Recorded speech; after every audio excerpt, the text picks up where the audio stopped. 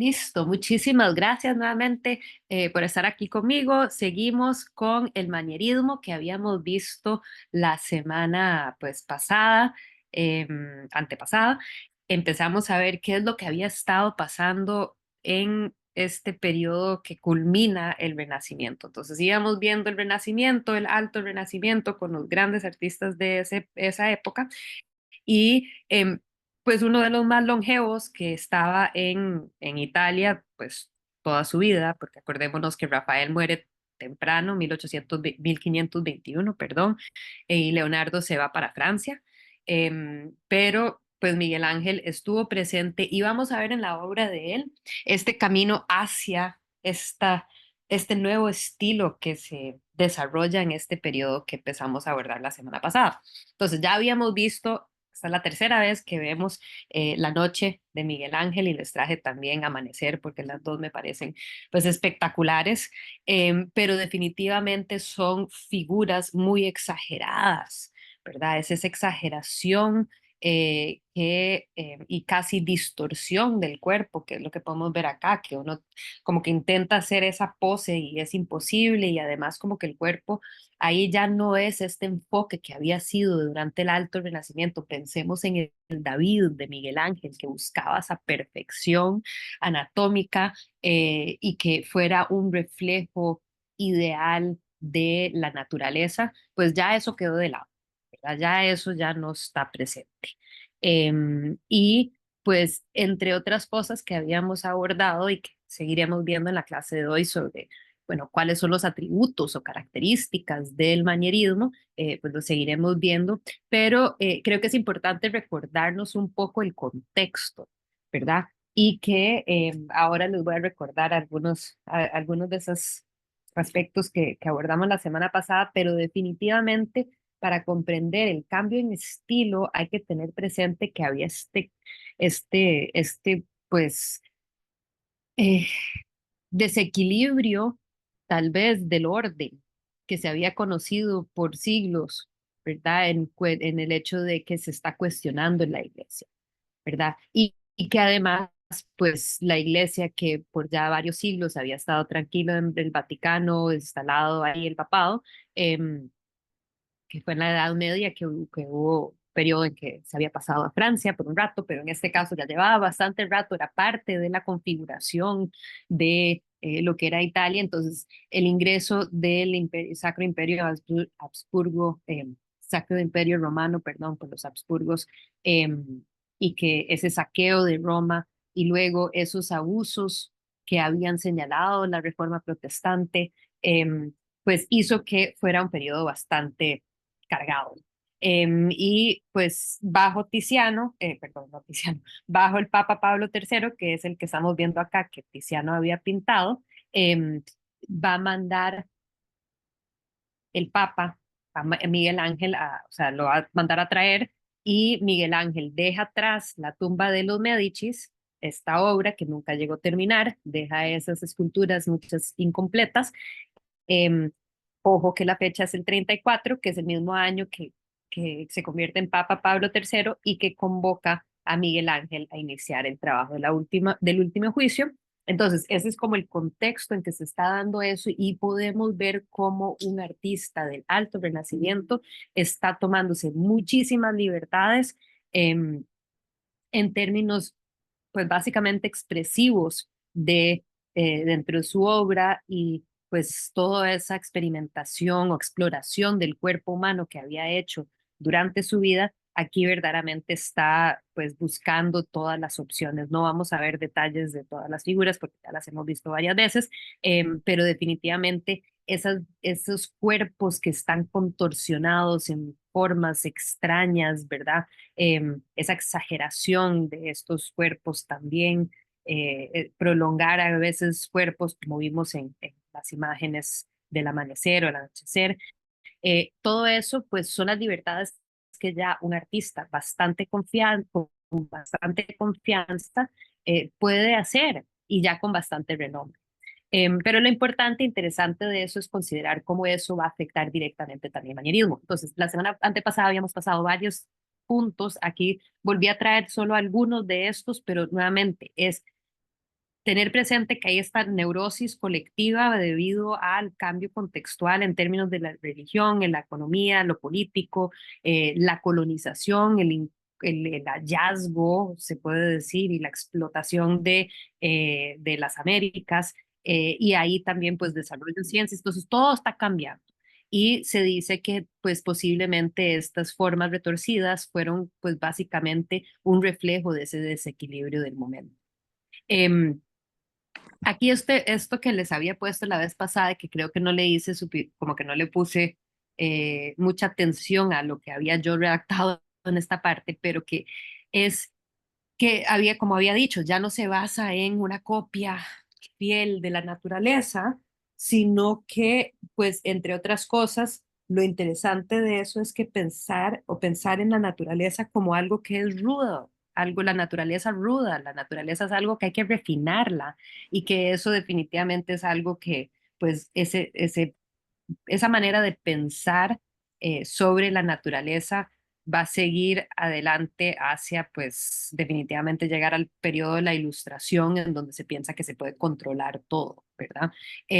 Pero ahí es interesante ver cómo surge en este momento, ¿verdad? Y en este momento en que, pues, tal vez nos estamos cuestionando las cosas y queremos empujar esas barreras de la fantasía, de la imaginación.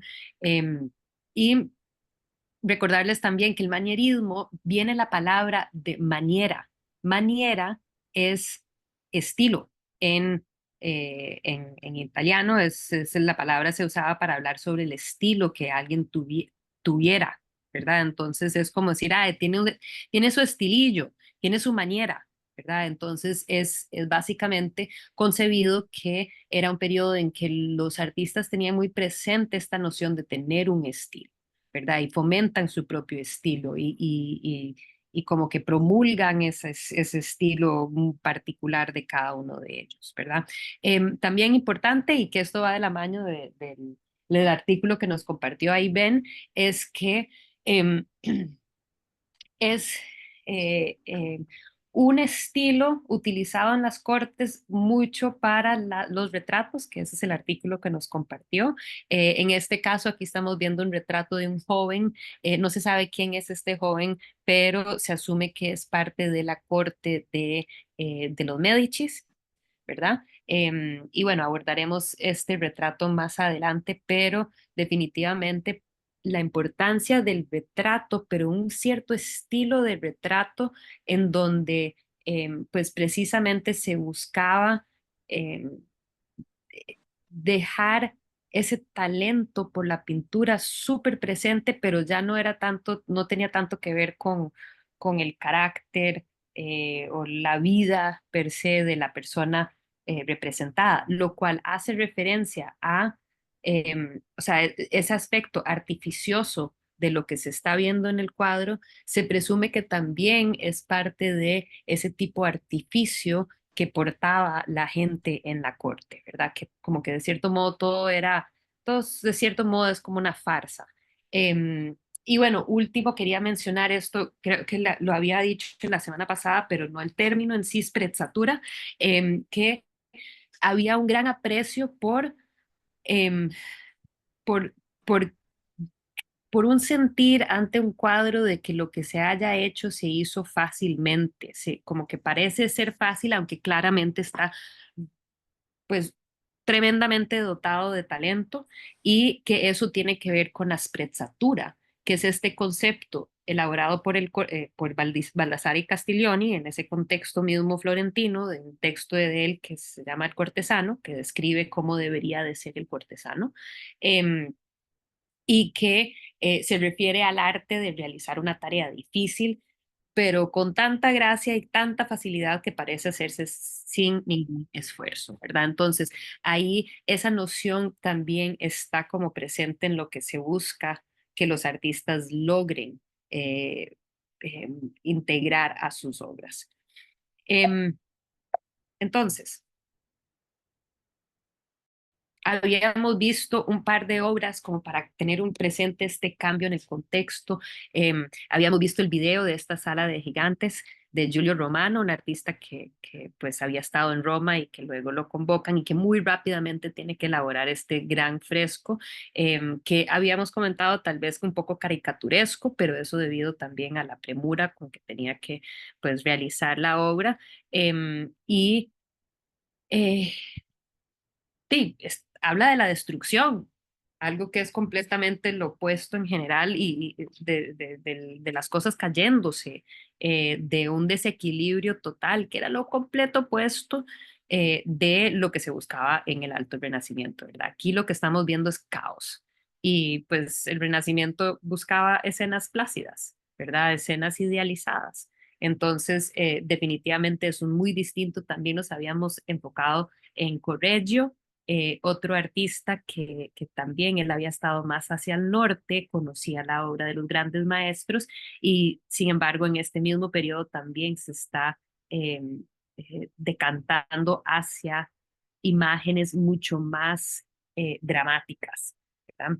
Entonces, ¿qué es? Aquí les traigo nuevamente la imagen de Rafael de la Escuela de Atenas como para poder comparar esto con esto, ¿verdad? Este es el equilibrio del Alto Renacimiento y aquí, pues, este detalle me encanta, entonces lo volví a traer, me gusta mucho, pero que precisamente ya aquí ya no tenemos estas composiciones que son bastante geométricas, que son bastante equilibradas y estables, sino que todo está en movimiento. Aquí las telas están en movimiento, los cuerpos están bastante o sea, están en acción también, ¿verdad? En este caso, las figuras de estos ay, apóstoles que rodean la parte de abajo del- de la cúpula. Y aquí, pues, la intensidad de esta imagen, ¿verdad? Con la imagen de la Asunción de la Virgen, que la viene a recibir el Hijo y que es, ahí es donde hablábamos un poco de la de los privilegios tal vez que se empiezan a dar los jóvenes artistas en este periodo, que creo que en el 480 jamás un joven artista que está buscando tener un nombre, renombre y lograr éxito, se daría la libertad de hacer algo o sea, de ponernos a la figura de Cristo descendiendo ahí para recibir a su mamá en como una pose tan extraña, ¿verdad? En donde lo que vemos es todo este montón de piernas que como había comentado, había un sacerdote que había llamado la cúpula de las eh, patas de rana. Así que, bueno, eso habíamos visto la semana pasada y dentro de Correggio también algunas de las cosas que es interesante porque integran características que luego en el barroco van a ser claves, pero aquí podemos ver ciertas cosas como esta diagonal bastante fuerte. Jamás se hubiera visto en el Alto Renacimiento, entre los maestros del Alto Renacimiento, ese tipo de composición que además se extiende hacia los bordes del cuadro. No, en el Alto Renacimiento hubiera sido triangular, muy probablemente, y bastante contenido dentro de la composición. Y en este caso, no, más bien como que se va saliendo, va expandiendo la superficie del espacio, de la escena en sí. Y la luz, o sea, la drama de la luz que vimos en Corello, y también, pues, es en este periodo en donde empezamos a ver, habíamos visto Tiziano con la Venus de Urbino, pero un eroticismo presente en las obras y también pues dentro de eso cierta sensualidad que nunca se había visto antes, porque las figuras desnudas siempre habían sido para escenas vergonzosas de Adán y Eva siendo eh, exiliados o eh, pues etcétera, ¿verdad? Entonces, cómo estos artistas se están dando hay nuevos rumbos por, por seguir y tal vez pues también estos periodos de alto conflicto social pues generan un espacio propicio para cuestionarse o recuestionarse qué es lo que se quiere para el arte. Habíamos visto Rosso Fiorentino, estudiante o discípulo de Rafael, y que aquí parte de que me gusta señalar es el artificio, ¿verdad? Nuevamente esta noción de artificio, de que es una construcción, ya no hay un interés en que tiene que verse como un reflejo de algo que había sucedido realmente en el tiempo y en el espacio, como se decía en el Alto Renacimiento, ¿verdad? En donde tenemos una muy clara noción del contexto ambiental, ¿verdad? Entonces hay perspectiva atmosférica y perspectiva lineal, las figuras se insertan dentro de este... No, no, no. Aquí esto es casi como si estuviéramos al pie de un teatro, ¿verdad? Con la escenografía de lo que está pasando aquí y todas las figuras como muy precariamente puestas en esta escalera, todo muy, muy extraño, muy precario y es pues lo opuesto nuevamente al Alto Renacimiento, en donde se buscaba más bien como idealizar las escenas, en este caso no, ¿verdad? En este caso todo es como va hacia eso extraño. Igual lo habíamos visto en esta imagen con este cuerpo que también es muy, sí, por un lado podríamos decir que se remite un poco a las búsquedas de los artistas del Alto Renacimiento, en este caso Miguel Ángel, pues es demasiado largo el cuerpo, las proporciones están un poco extrañas, no las podemos comprender y sin embargo son líneas elegantes, sutiles, bellas. ¿Verdad? Entonces también es eso, es que el artista pueda extender la línea si le da la gana porque dice que eso lo va a hacer verse más bello. Eh, una libertad que jamás un artista del Renacimiento, del 480 o del Alto Renacimiento se hubieran dado, ¿verdad? Ok, creo que quedamos hasta ahí. No sé si alguien tiene duda, pregunta, comentario que quisieran hacer antes de yo seguir adelante.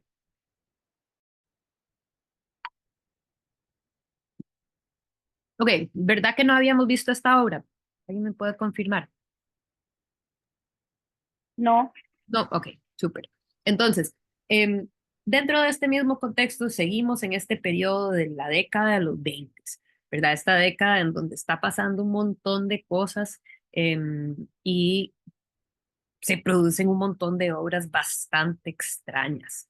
Em, entonces, una de las más reconocidas es esta imagen de Portormo. Es un cuadro un óleo sobre tabla y es súper dramático, es caótico, parece ser como una alucinación y no es claro, no tiene tanto sentido qué es lo que estamos viendo. Parecido a lo que había mencionado el Rosso Fiorentino, no tenemos ningún contexto, ningún ambiente dentro del cual, ningún paisaje dentro del cual meterlos. Lo que tenemos es como que una nube ahí extraña que flota ahí, pero que parece como muy extraño, y tal vez un poco esta superficie del suelo que tal vez parece que podría ser un pinadito, ¿verdad? Pero aparte de eso no tenemos nada que nos dé una idea de dónde estamos, de dónde se nos ubicamos. Tampoco sabemos de qué se trata la imagen en sí.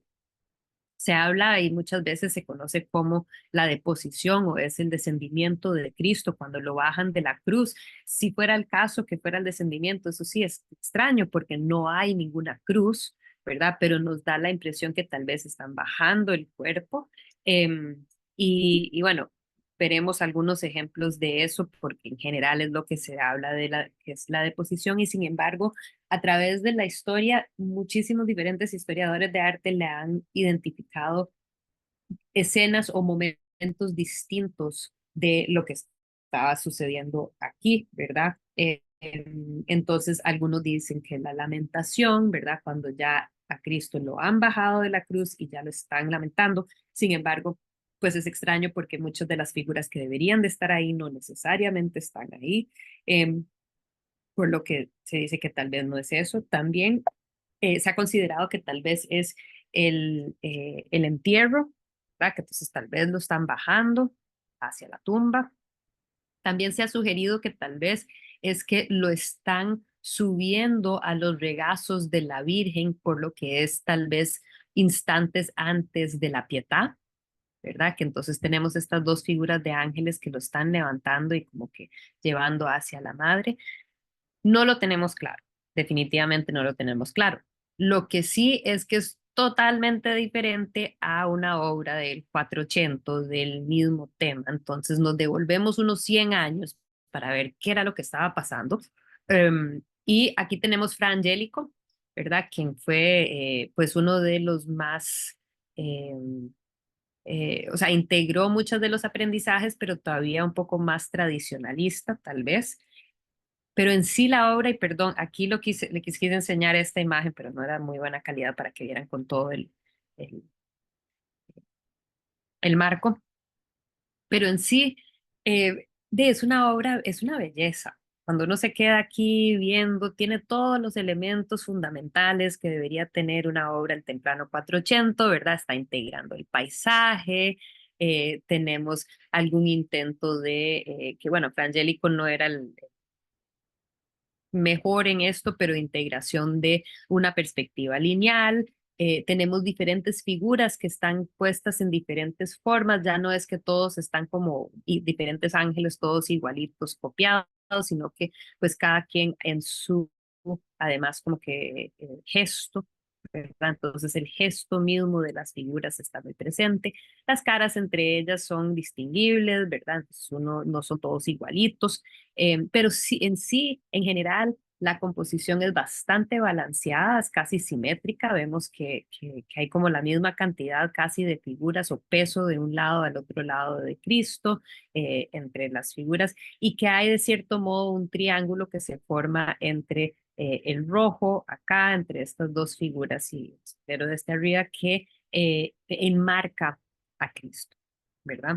Em, Totalmente diferente, aunque vemos que hay cierto parecido si lo vamos a comparar con el rostro fiorentino que acabamos de ver, em, en donde, bueno, igual, como decía yo antes, el rostro fiorentino no queda claro qué es ese paisaje. Ojo, ese cielo azul, bello, precioso de el 480, que era clave, ¿verdad? Tener un día todo bonito. En el caso del rostro fiorentino, no. Las figuras, los cuerpos,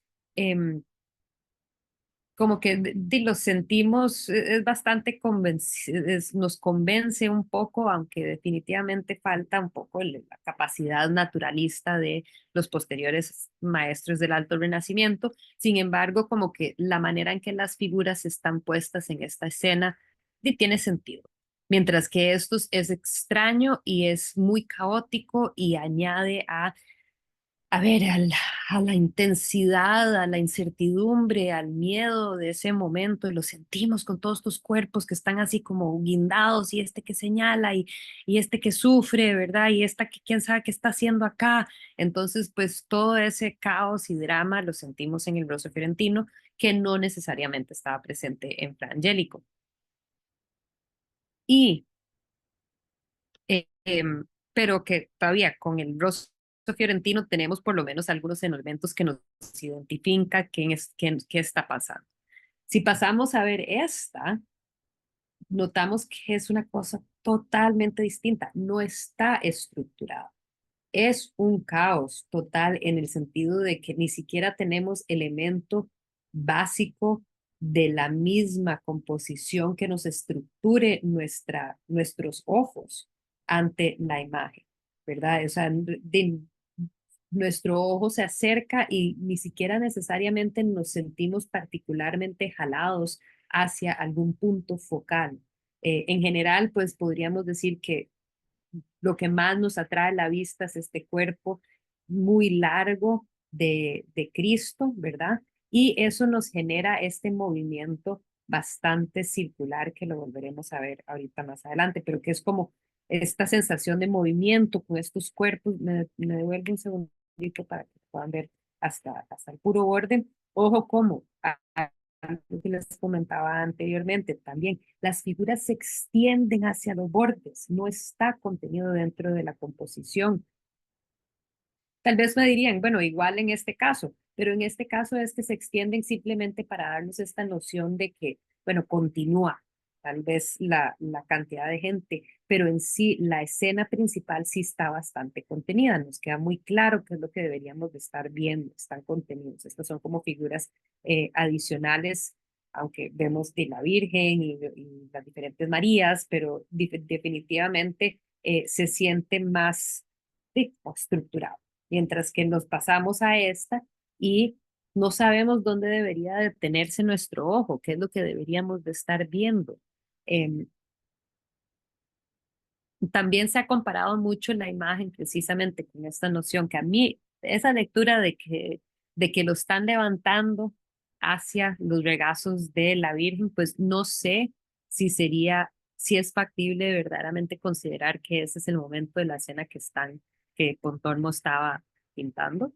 Pero me gusta mucho, ¿verdad? Porque además siento que hay esa relación que cita muy claramente, perdón, tal vez aquí lo pueden ver un poco mejor, el cuerpo del Cristo muerto y que siento que sí, que lo están levantando y ella está como que recibiéndolo a punto de recibirlo, entonces me gusta pensar que tal vez sea ese momento, pero definitivamente pues aquí les puse esta imagen con la pirámide, es un poco difícil acordarse, pero definitivamente si el ángulo fuera un poquito más arriba, ahora lo estoy viendo, se darían cuenta que Miguel Ángel pues obviamente está trabajando con un triángulo, ¿verdad? O sea, una pirámide. La forma de una pirámide era pues precisamente para darle esta solidez, no solo un peso en términos de masa, pero también como de contundencia de su existir.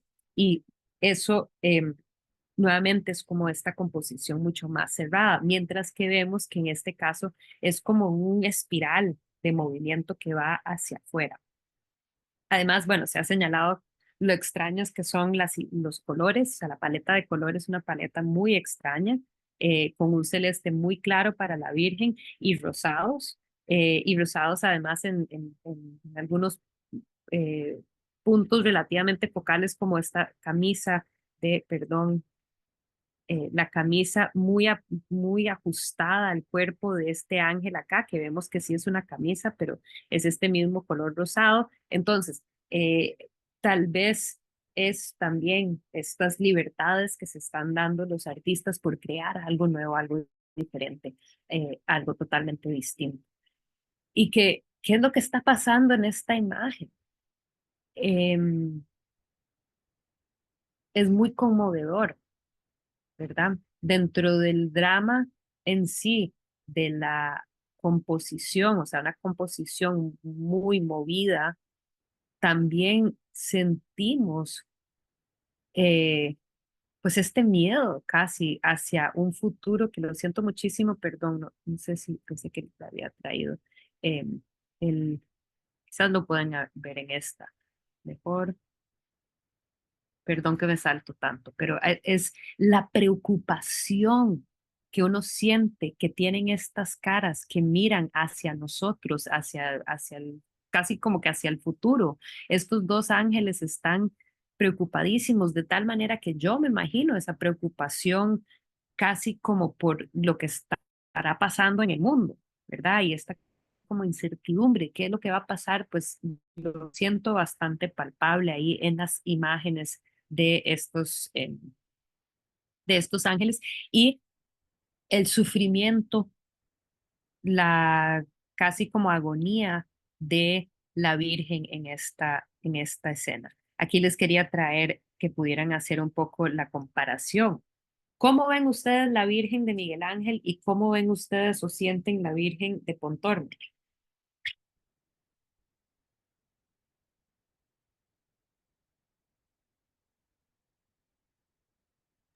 Bueno, la de Miguel Ángel es hermosa, pero es estática. La otra tiene movimiento para mí y tiene, o sea, hay sentimiento que se ve en esa cara, ¿no? Ujú.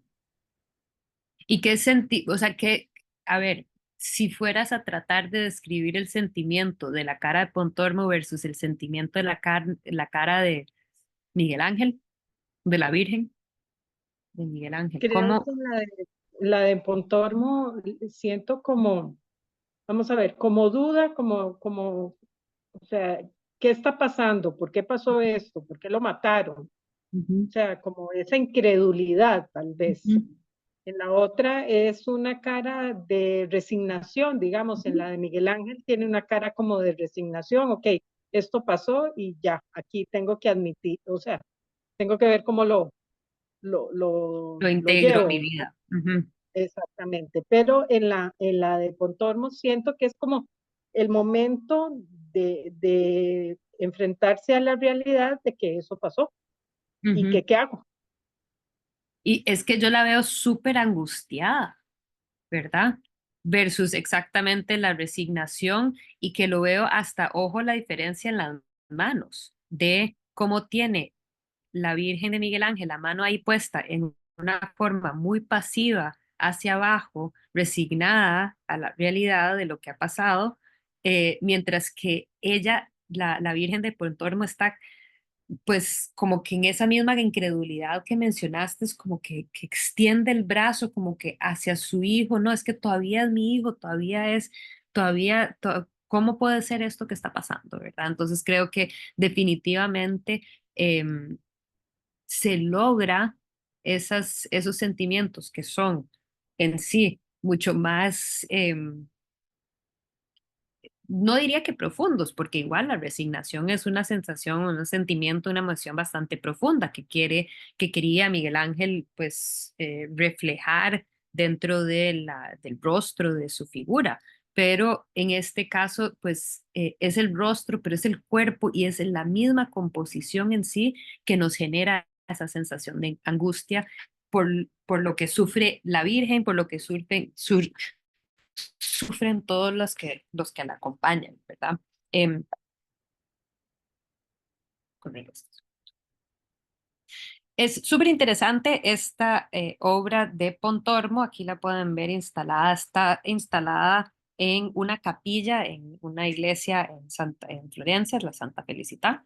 Es una capilla que en sí, pues, fue diseñada por el arquitecto Brunelleschi, por lo que tiene todas esas características de la arquitectura del Alto Renacimiento, estas formas bastante eh, geométricas, haciendo referencia a lo romano, con el uso de la piedra serena, que es esta piedra gris para demarcar pues el sistema constructivo, además.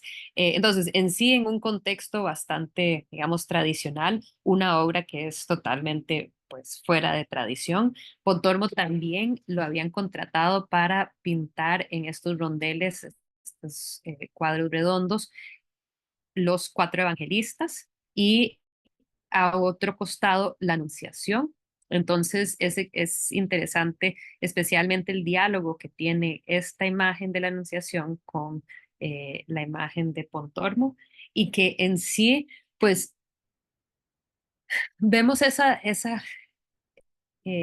gracia o esa gentileza que vamos a ver bastante presente en las obras manieristas, la cierta elegancia que se buscaba. Ojo que ella, la Virgen, está como subiendo esas gradas, ¿verdad? Como que me agarraste en un momento en que iba hacia no sé dónde, ¿verdad? Y que ella se da la vuelta de una manera bastante elegante, ¿verdad? Y que es esa elegancia tan particular de este periodo del manierismo, ¿verdad? Y que igual vemos también el aspecto de que ya esos atributos del Alto Renacimiento, del 480, de esa masa, de esos cuerpos nos creemos que ese cuerpo está parado ahí.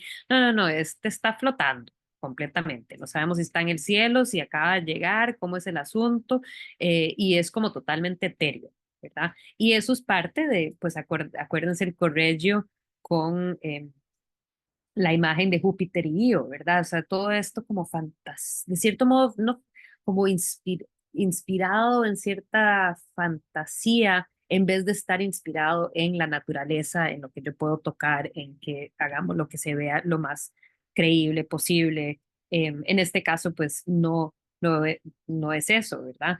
Y algo que es interesante es ver cómo ella, em, en su elegancia, digamos, por la elegancia que tal vez o este sufrimiento que ella emana aquí, vemos a otra virgen que presente en este espacio, lo cual, no sé, hay algo muy bonito entre ese diálogo de las dos vírgenes, de las dos interpretaciones de la Virgen en este momento de la vida. Aquí la pueden ver un poco más de cerca.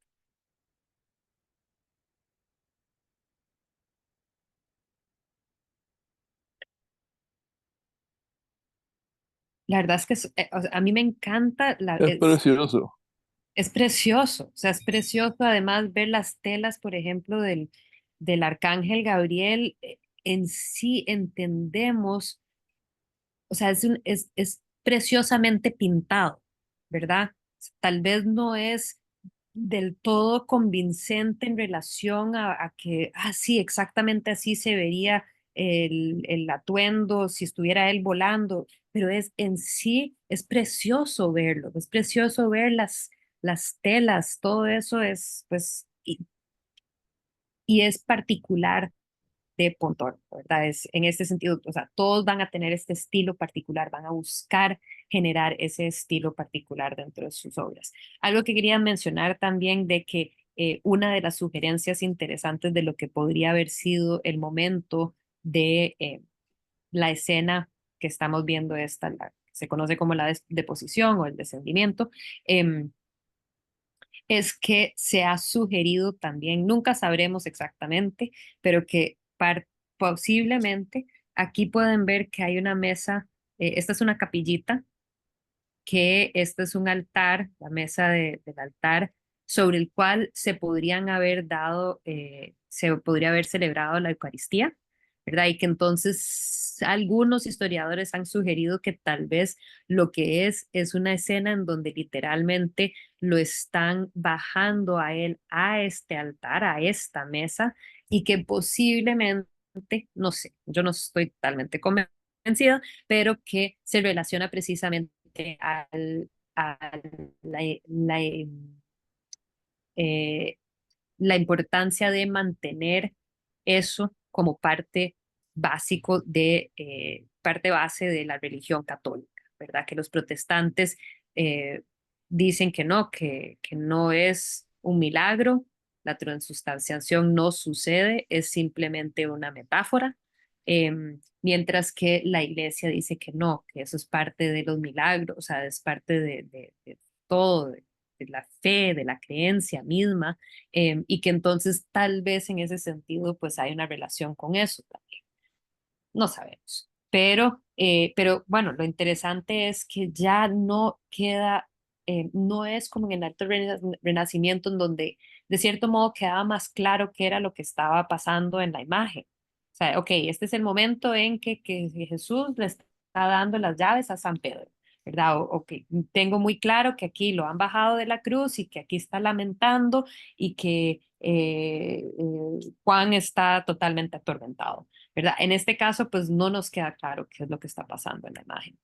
Em, lo que sí es que, bueno, termino sobre esta imagen viendo estos rostros de esos dos ángeles que nos miran y que están súper preocupados, ¿verdad? Y que en sí es pues es bastante extraño y bastante extraño también lo precario de de la forma en que cargan la figura de Cristo, ¿verdad? Entonces aquí tenemos que lo están apoyando, o sea, lo están cargando a él, pero ojo como el que lo está agarrando la principal cantidad de peso del, del cuerpo de Cristo es este que tiras. Entonces, en sí, nuevamente, esa sensación de desbalanceo, de que me voy a caer, está hasta que integrada en los gestos, en los cuerpos de las mismas figuras dentro del cuadro. Entonces, todo eso es parte de esta búsqueda de también de entretener, de cierto modo, ¿verdad? De que, no, tal vez es un poco aburrido siempre tenerlo todo tan, tan tradicional. Cambiemos las cosas un poco, ¿verdad? Entonces eso es lo que estamos viendo en este periodo del manierismo. Pasamos a ver un siguiente artista parmigianino de Parma, quien me encanta este autorretrato porque, perdón, traté de buscar una que fuera de muy buena calidad, pero se ve un poco extraña. Pero en sí, bueno, es un poco distorsionada a propósito porque es precisamente un autorretrato que él pinta cuando viaja, tenía 20 años, 21 años cuando pinta esto y quiere ir a Roma y se lleva estos cuadros hacia Roma. Hace varios, supuestamente Vasari habla de que se había llevado 4 cuadros pequeños a Roma cuando fue en busca de pues renombre y que lo contrataran, que supuestamente este fue un regalo que le dio él al Papa para que ojalá el Papa lo contratara, no lo contrataron. Y sin embargo, pues logra bastante renombre porque en sí también había llamado mucho la atención, tanto este cuadro como otros cuadros que él iba a hacer. Lo interesante de esto es, pues ya no es que los autorretratos se solían hacer, no era una costumbre en general. Esto es bastante, todavía bastante nuevo desde este periodo manierista en particular, donde empezamos a ver artistas cada vez más pintando sus autorretratos, pero nuevamente no es común. Pero lo interesante aquí es que no solo voy a pintar un autorretrato para representar mis capacidades y mi talento, sino que lo voy a hacer distorsionado. Entonces, es casi como que su carta de, ¿cómo se dice? Su carta de presentación precisamente habla de la distorsión que va a llegar a ser, pues, clave dentro de su obra. Solo nos vamos a dedicar a esta imagen. Él muere relativamente joven, o sea, vive hasta los 30 y resto de años, y este es un cuadro que él dejó sin concluir a su muerte. Sí, en sí, pues es una Madonna con un niño, pero es bastante extraño, ¿verdad? Se conoce como la Madonna del cuello largo precisamente porque ella tiene un cuello súper largo, pero es un cuadro espectacular, espectacular. Está en el Uffizi, me acuerdo cuando estuve ahí parada enfrente de ellas, en sí es como una joya. Los detalles y a ver, la técnica y lo mismo, la sprezzatura del artista hace que sea como un deleite visual, em, pero en sí es una obra bastante extraña, ¿verdad? O sea, las proporciones están rarísimas, no entendemos qué es lo que está pasando, parece que es una imagen de la Virgen con el niño en sus regazos, aunque nos remite bastante a una escena de Pietà, ¿verdad? Porque además si vemos ese cuerpo está como demasiado echado, quizás. Claro, los bebés son así, pueden ser así, se pueden acomodar de esa manera, pero definitivamente ese brazo caído nos remite a este brazo caído, ¿verdad? Entonces, nos tenemos que acordar que definitivamente durante este periodo los artistas están visitando, están conociendo su obra, era muy común que la gente, o sea, que esta generación de artistas que estudiaría, conocería la obra de Miguel Ángel, de Rafael, de Leonardo, ¿verdad? De los grandes artistas conocían, era parte de su enseñanza conocer esta obra. Entonces, el hecho que veamos ese brazo ahí como pues hace referencia a eso, nos remite, nos recuerda a que aquí puede ser que estamos viendo una virgen que parece ser una virgen entronizada, aunque no le vemos ningún trono, no le vemos ningún asiento, no le vemos ni siquiera un banco, no nos queda claro. Aquí parece que tal vez está como medio parada, pero aquí parece que tal vez está sentada. Pero ¿a dónde estaría el banco? Está acostada, está reclinada sobre algún, qué sé yo, un poste. O sea, no nos queda claro qué es lo que está pasando con ella, lo cual, pues obviamente en el Alto Renacimiento no era el plan era siempre que nos quede todo súper claro, así como visto en la arquitectura Brunelleschi, ¿verdad? O sea, la Pietra Serena que nos recalca cómo funciona la estructura de este edificio, pues igual tenemos muy claro cómo están sentados las, las figuras. Les traigo el ejemplo de la imagen de Leonardo, en este caso para, pues, como que ya nos queda claro, el de Leonardo están dentro de este paisaje, están como reclinados contra estas piedras, nos queda claro cómo están sentados, tenemos esta composición piramidal además, ¿verdad? En este caso, la composición, chao, la figura de ella es demasiado grande, las proporciones, o sea, no tiene ningún sentido lo tan grande que es ella. Y después, Papiones, ¿qué es eso tan raro que tenemos al fondo? Que es la figura de que se ha identificado como San Jerónimo, parado ahí. ¿Qué está haciendo y por qué tan pequeñito? O sea, parece más bien un cuadro súper surrealista, o por los que conocen, por ejemplo, a Giorgio di Chirico, algo pues, inicios del siglo XX.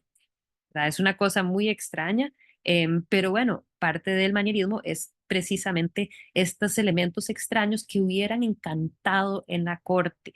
¿Verdad? Entonces, estamos en este periodo en donde, especialmente ahí en Florencia, em, tenemos la corte de los Médicis, que había reemplazado la República. Entonces, justo en estos años 27, 28, les recuerdo que, o sea, la última vez que habíamos hablado sobre la historia, acuérdense que durante el 480 los Médicis habían tenido pues gran poder, y luego ellos quedan, los sacan, entra Savonarola, fue todo el caos de Savonarola, y luego se logra establecer una república hasta, pues básicamente, este periodo del 27, cuando vuelve a aparecer los Medicis, que eran precisamente los Medicis por los cuales había hecho las tumbas Miguel Ángel, ¿verdad? Entonces, como que los Medicis vuelven y van a volver a instaurar esta tradición de tener como que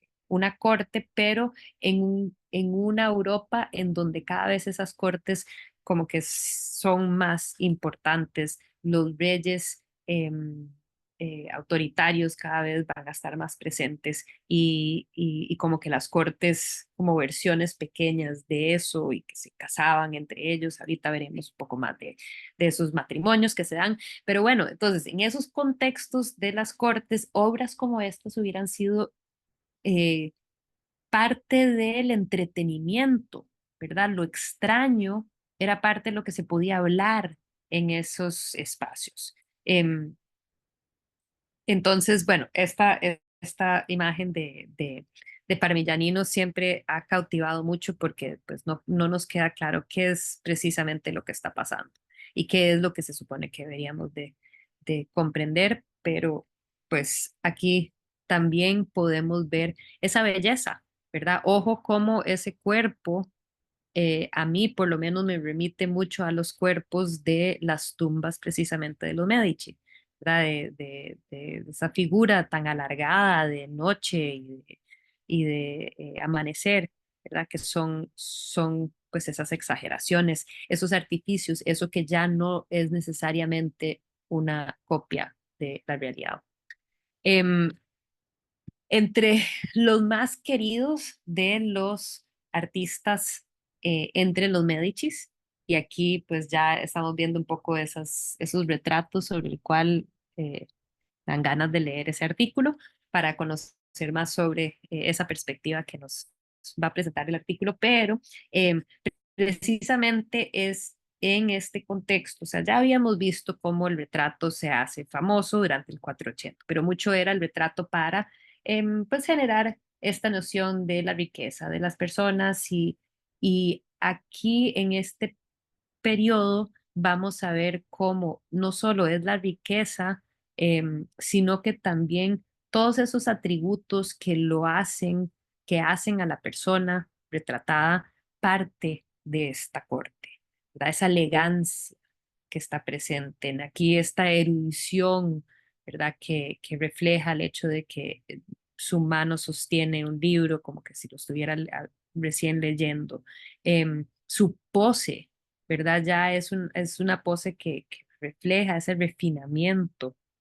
Pero algo que se habla mucho es que, pues, en las caras en sí no nos genera, nos da esta sensación tal vez de que son casi más máscaras, ¿verdad? No hay necesariamente, no nos queda claro cuál es la profundidad emocional de la persona.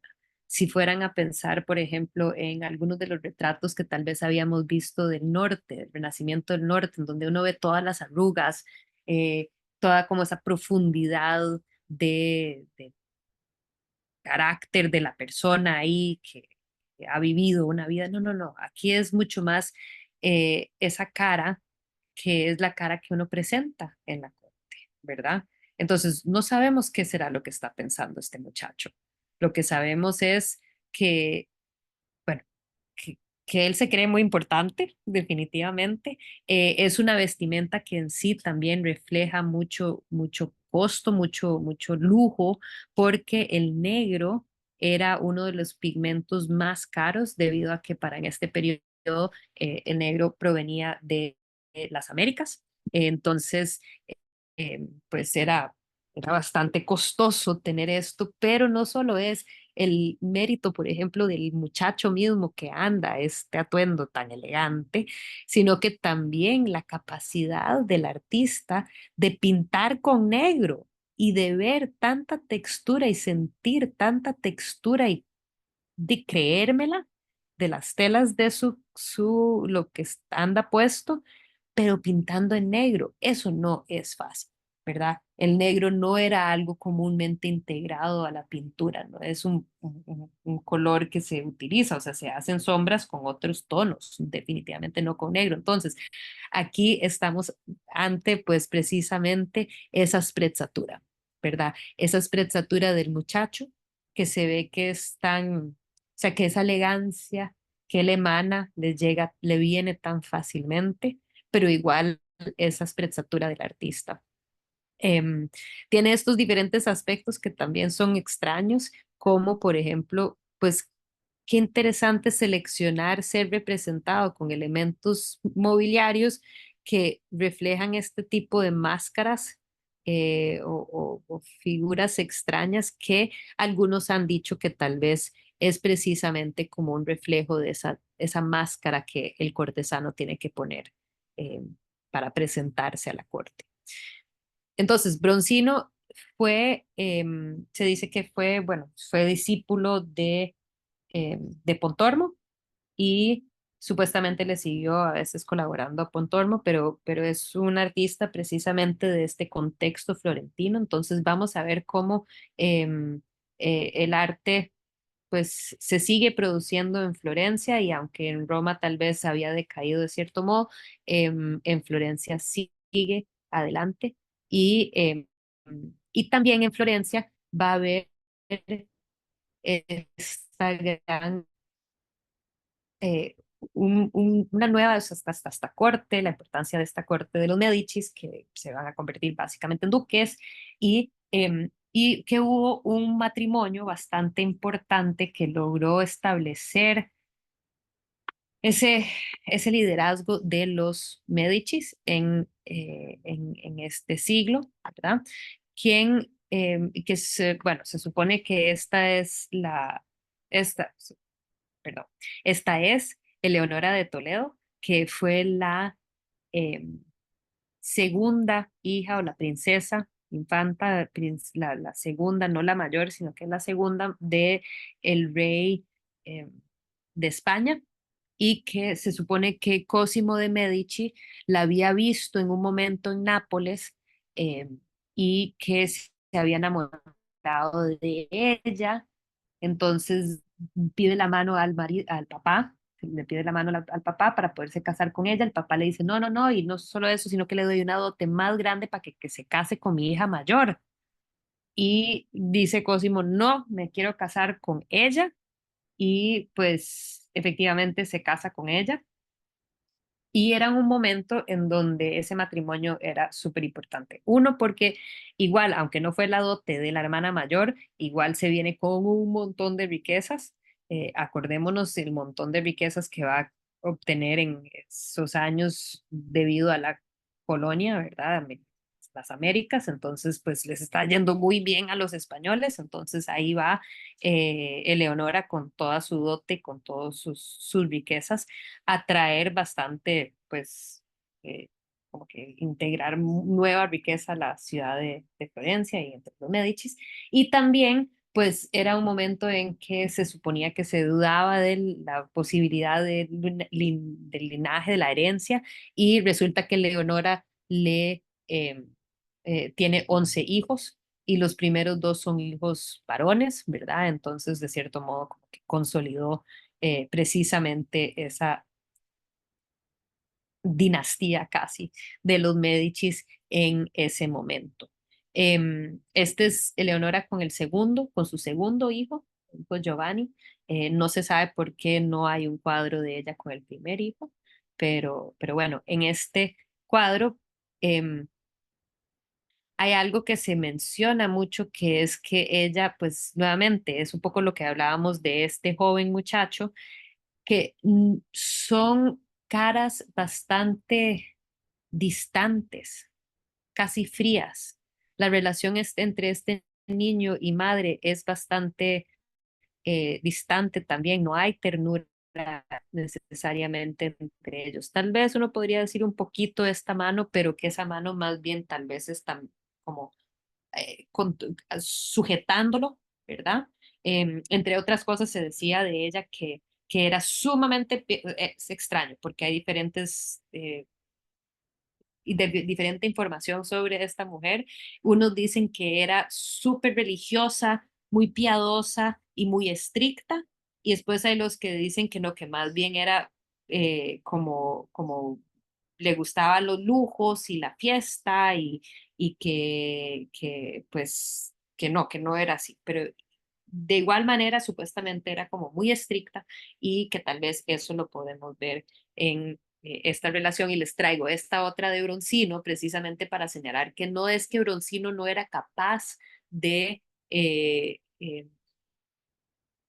interacciones tiernas entre mujer e hijo, porque aquí vemos a la Virgen y niño, ¿verdad? Y que están, pues aunque creo que les traje el detalle, aunque podemos ver el estilo tan, ¿cuál es la palabra que estoy buscando? Crisp, como tan preciso, la importancia del diseño, aquí podemos ver precisamente la diferencia entre la escuela de Florencia y lo que estaba pasando en Venecia con el color, ¿verdad? Que ahí la mancha y el color dominaba, mientras que aquí vemos que tan importante es el dibujo, ¿verdad? Ojo esos párpados. Veo aquí ese delineado tan fuerte que de cierto modo me hace sentir un poco esa sensación de máscara, sin embargo, a la vez sí siento un calorcito humano entre ellos que no está presente acá. Tal vez déjame ver, definitivamente no está presente en esta mujer. Esta mujer más bien es como la otra obra del cortesano que habíamos visto que no sabemos exactamente qué está pasando detrás de esa cabeza, ¿verdad? ¿Qué estará pensando? Qué está viviendo? Lo que sí es que la mae está chorreando en perlas, de todo, esta riqueza, las telas mismas, el brocado que tiene. em, el vestido de ella, que entre las cosas que ella se trajo de la dote se supone que eran un montón de telas muy lujosas, exquisitas de España, y que entonces algo que es interesante señalar es que em, todavía en Florencia habían algunas leyes, conocidas las leyes suntuarias, o sea que no era bien visto. Después, seguro de toda la época Savonarola, quizás nunca se volvió como que a señalar o vivir una vida tan suntuosa, y que viene esta mujer, Eleonora, y dice, bueno, chao con eso porque yo sí voy a vivir mi vida suntuosamente, ¿verdad? Con todas las riquezas que ella tiene, que entonces se dice que tal vez un poco por eso las reputaciones diversas que ella ha recibido. Lo que sí es que vemos que tiene el vestido, no solo es este vestido, este brocado, sino que tiene como una cadena alrededor de la cintura que es de oro, ¿verdad? Con estas grandes joyas integradas, ¿verdad? Entonces la mujer está, pues, cubierta en estas riquezas. Se dice que supuestamente este vestido que ella andaba era bastante reconocido, por algún motivo era bastante famoso y que había como una, eh, un mito de que la habían enterrado en el vestido. Cuando la exhumaron para ver si era cierto, no sé si era solo para ver lo del vestido o no, pero dicen que no, que efectivamente no estaba vestida en ese vestido, pero que sí andaba como que no sé qué se llamaría eso, como un net, como Como una red, sí, como una red de perlas y que entonces supuestamente ella llevaba eso puesto. Em, la historia de la belleza. ¿Cuál? Esta. ¿Cuál es la portada de la historia de la Esa, belleza? esta. Esta, la de Leonora. Ujú, Sí, es que ujú. es espectacularmente bella, ¿verdad? En sí, y Me llama también, la atención que el fondo sea todo azul. sí, aquí es todo azul y una de las cosas que se menciona de eso es que además le da como cierto aureola a ella, Ujú. así como si tuviera un halo alrededor de la cabeza porque la aclara alrededor de la cabeza de ella. Em, pero sí, es una cosa espectacular, en donde vemos que sí hay naturalismo presente, o sea, no estamos viendo esa exageración de Parmigianino con ese cuello súper largo, pero sí vemos esa elegancia, por ejemplo, de este brazo largo, con esos dedos que se extienden largos, ¿verdad? Entonces esa elegancia presente, esos dedos, ¿verdad? Van a ser cual, como estos dedos, como el manierismo, el juego con los dedos va a ser clave. Es algo que se nota en muchas obras manieristas, pues estos dedos em, que se extienden, que eh, alargan las, las, las líneas en sí. Em, ok, eh, una de las obras más extrañas de todo este periodo manierista es precisamente una de las obras de Bronzino, un cuadro de Bronzino. Em, Se conoce como una alegoría de Venus y Cupido. Algunos le dicen que también tiene como un nombre un poco más largo, pero aquí sabemos que son las figuras de Venus y Cupido, que son los protagonistas de esta escena. ¿Cómo sabemos que es Venus? Porque ella lleva la manzana dorada, que fue el premio que obtiene por ser la más bella. Em, y pues su hijo Cupido con alas, al que ella le está sacando una flecha pues, ahí de los que él andaba. Pero es una obra súper rara. Entonces, empecemos por el hecho de que es incómodamente erótica, ¿verdad? O sea, es indecente, básicamente, porque es madre e hijo, ¿verdad? Y se están besando de una forma, bueno, ahorita les enseño un poco más de detalles. Pero lo interesante de esto es que no nos queda claro por qué Bronzino la habrá pintado, qué habrá significado el cuadro, que ya estamos, pues, nuevamente, esta diferencia en este periodo en donde puedes tener esas incógnitas, esas cosas que no se explican necesariamente, como el San Jerónimo que vimos en el Parmigianino, ¿verdad? ¿Por qué? ¿Por qué se está dando? ¿Qué significa? ¿Qué es lo que podría ser el interés del artista en, pues, generarnos esta imagen? Em, Supongo que la siguen viendo y le siguen encontrando cosas muy raras y muy extrañas. Em, pero a lo que quiero, o sea, lo primero que quisiera mencionar sobre esto es que fue en sí un encargo de Cosimo de Medici. No sabemos qué tanto él se habrá involucrado en la temática en sí, pero bueno, aquí vemos un retrato de Bronzino de Cosimo de Medici en su armadura. Si se acuerdan, habíamos visto los dos hermanos en las tumbas, era Cosimo de Medici, que era el más militante, y Giuliano de Medici. Bueno, este es Cosimo de Medici, el esposo de Eleonora, que la acabamos de ver. Y se supone que él manda hacer el cuadro, compra el cuadro, ese es cuadro de él, pero que él se la regaló a François I, el rey de Francia. Entonces, bueno, aquí el retrato en sí del rey de Jean Clouet es también espectacular. O sea, ojo cómo este estilo manierista con las telas, ¿verdad? Ese énfasis en las texturas de las telas está bastante presente. Va a ser un estilo eh, de las cortes de Europa. Ahí lo interesante es ver cómo entre ellos hay bastante cercanía y compartir, ¿verdad? Acordémonos que precisamente Cosimo se casa con la princesa de España, ¿verdad? Y aquí Cosimo le está regalando este cuadro. Supuestamente el cuadro fue un regalo a François I. Entonces ahí todas esas como que relaciones que se están dando pues están muy presentes. Entonces, bueno, volviendo al cuadro en sí, parte de lo que se dice es que probablemente al rey le hubiera encantado cuando recibió el regalo porque tiene todas estas cosas muy extrañas y que en sí se habla de que es más bien como un poema visual, ya que no nos queda claro que es una escena específica, qué es lo que está pasando, por qué está pasando, qué es el asunto. Entonces, que más bien habrá sido este tipo de poema visual que era parte de la vida de las cortes en ese momento también, ¿verdad? Ese tener como esa capacidad de recitar poesía, pero no solo eso, sino como tener esta vida intelectual de la corte, con conversaciones pues interesantes, diferentes, ¿verdad? Entonces todo era parte de lo que se vivía, por lo que un objeto como esto sería bastante apreciable. Em, con todo lo raro y extraño que nos señala. Entonces, ¿qué es, entre otras cosas? Aquí ya les voy a enseñar algunos de los detalles.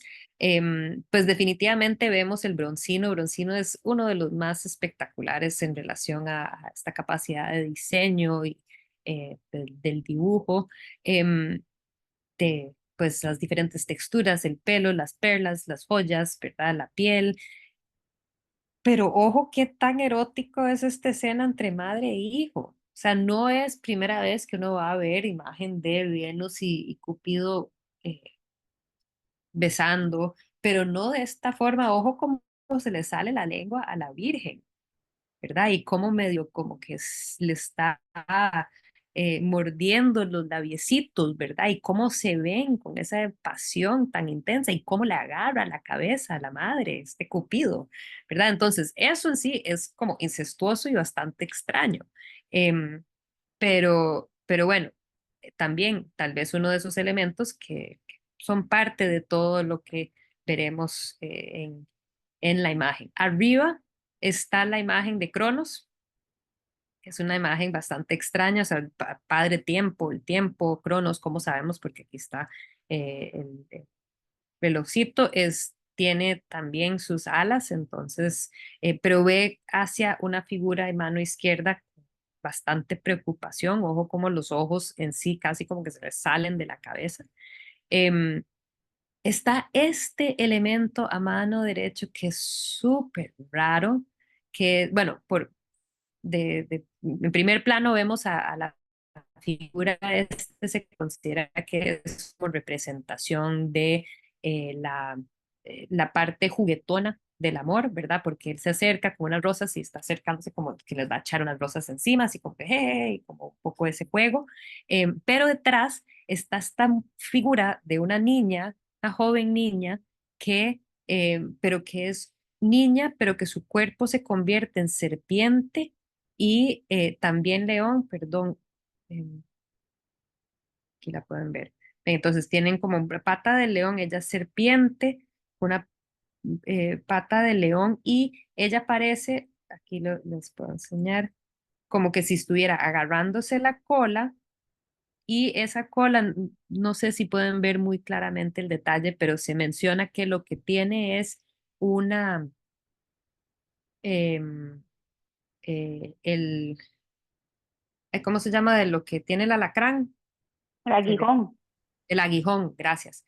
Un aguijón de alacrán, ¿verdad? Y que entonces de este lado ella tiene eso en la mano, pero que de este lado lo que tiene es un pedazo de panal de miel de abeja, que entonces eso, pues la miel, la dulzura, la tentación, el placer, y que esto más bien es pues lo que sucede cuando uno tal vez se cae ante esas tentaciones, ¿verdad?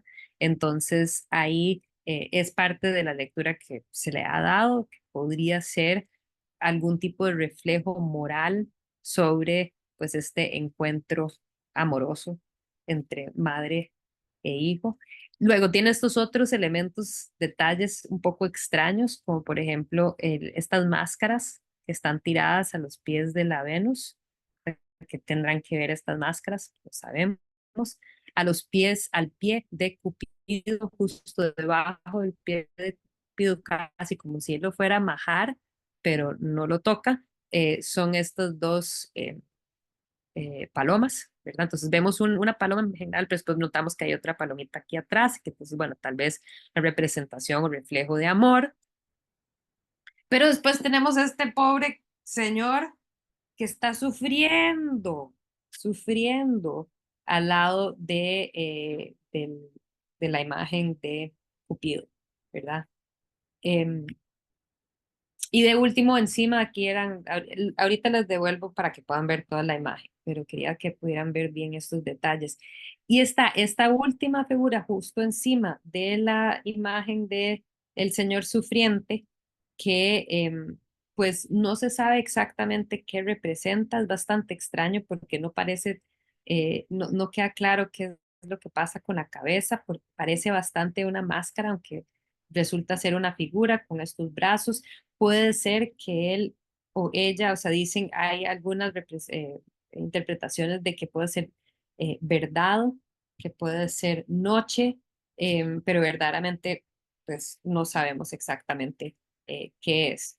Entonces, ¿y cuál es la relación y qué es lo que están haciendo ellos? ¿Será que tiempo y esta imagen de verdad están extendiendo esta tela para taparlos o es que están extendiendo la tela para precisamente para revelarlos, para poderlos ver? ¿Qué es lo que está pasando? No queda claro, ¿verdad? Nuevamente, es como que no hay estas respuestas claras de qué es lo que está sucediendo. Y que, bueno, entre otras cosas, lo que se ha sugerido es que tal vez esta es una representación de sífilis y que entonces, que bueno, es una representación de ese arrepentimiento terrible, él se está como jalando el pelo y pues lo que puede suceder tal vez cuando nos cae a la tentación. Em, pero en sí, otras cosas que son pues claves a señalar es pues esta composición que no es simétrica, ¿verdad? Y no tenemos ese tipo de, sí sentimos que es una obra bastante estable por esta gran eh, como que elemento horizontal que nos planta hacia abajo, pero sin embargo hay todas estas líneas en zigzag. Entonces, la figura misma de Cupido es como un zigzag, ¿verdad? Igual ella tiene este zigzag. Ay, perdón. ¿Verdad? Entonces, todas estas líneas que no son y que no están como necesariamente resueltas, ¿verdad? Como habíamos visto tal vez en otras imágenes, que hay esta búsqueda como de una unidad armónica, armoniosa entre las partes. No, aquí es como que todo está compitiendo en un mismo espacio, ¿verdad? Y todos están empujados hacia el primer plano y aquí estamos ante estas imágenes estas figuras que no las comprendemos, no sabemos qué es. Y sin embargo, lo que se dice es que probablemente era altamente pues apreciado precisamente por esa capacidad de poder ser un objeto de tanto entretenimiento, ¿verdad? Em,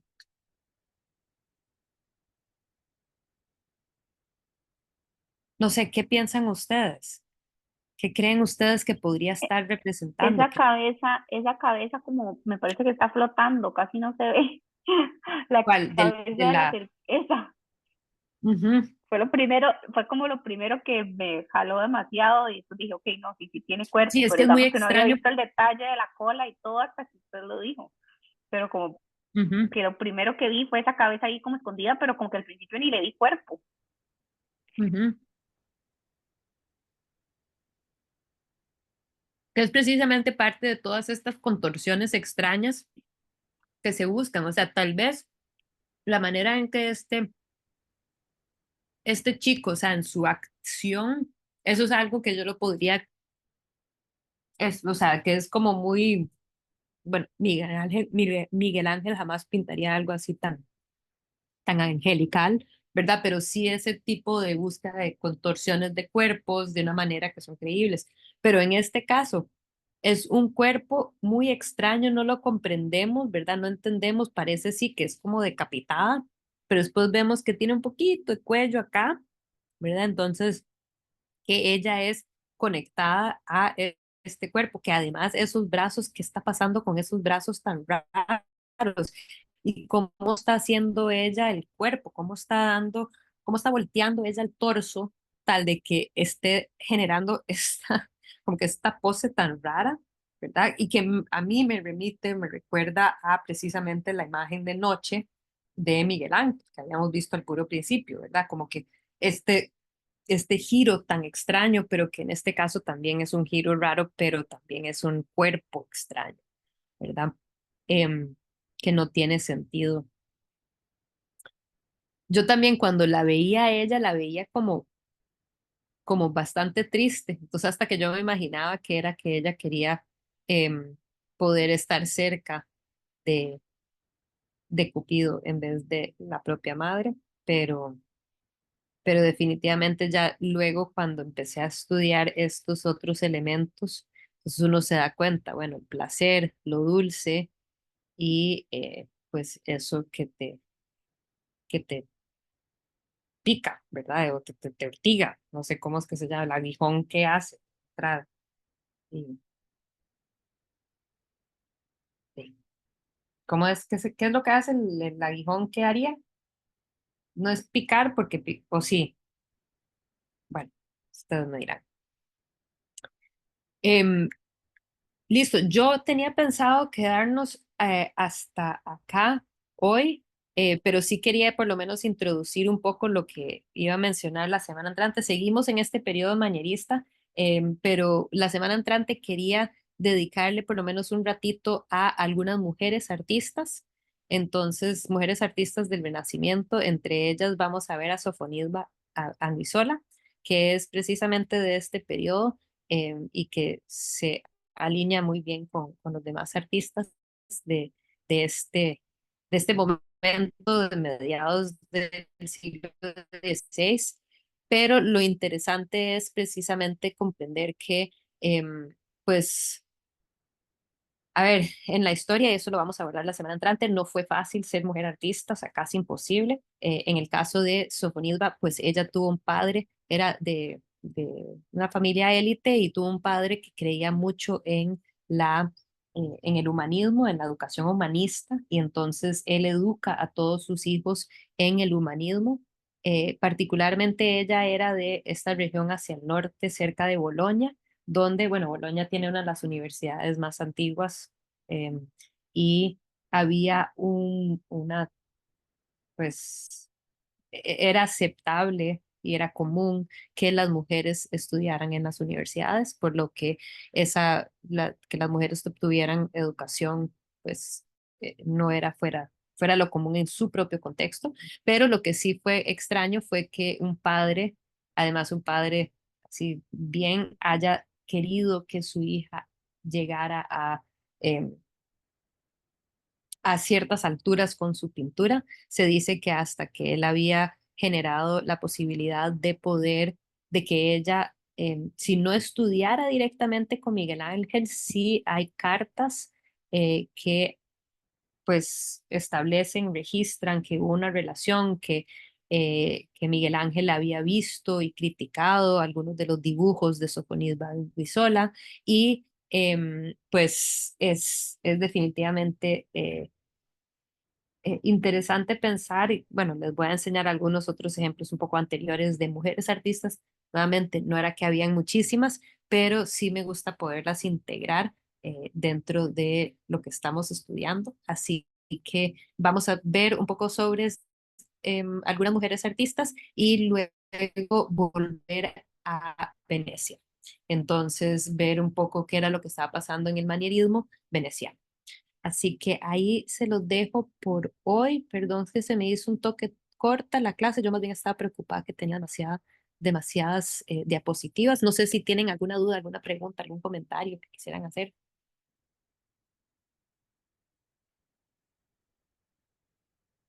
Listo. Bueno, No, bueno, yo tuve la muchísimas misma gracias. impresión, Ujú. tuve la misma impresión de, ah, de surrealismo. Exactamente, desde que vi, especialmente la parte, el background, ¿verdad? La parte de Ujú. atrás, le da así una weird, Sí, es súper extraño. pero muy bello a la misma vez. Ujú. Sí, son obras que son muy, ¿a dónde está el del cuello? Este. Ese, correcto. Ay, ay, se me decidió ir a otra. Espérate. Sí, que son muy, o sea, es muy extraño. ¿Qué es esto? Además, ¿qué es estas, qué son estas máscaras? ¿Qué es esta cara ahí tan extraña?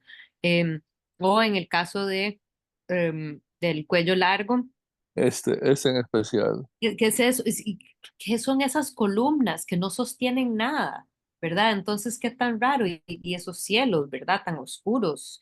¿Qué es lo que está pasando? Y esa luminosidad que no comprendemos de dónde, que es súper Giorgio Chirico, ¿verdad? Una luz rara que no necesariamente calza con lo que está pasando, ¿verdad?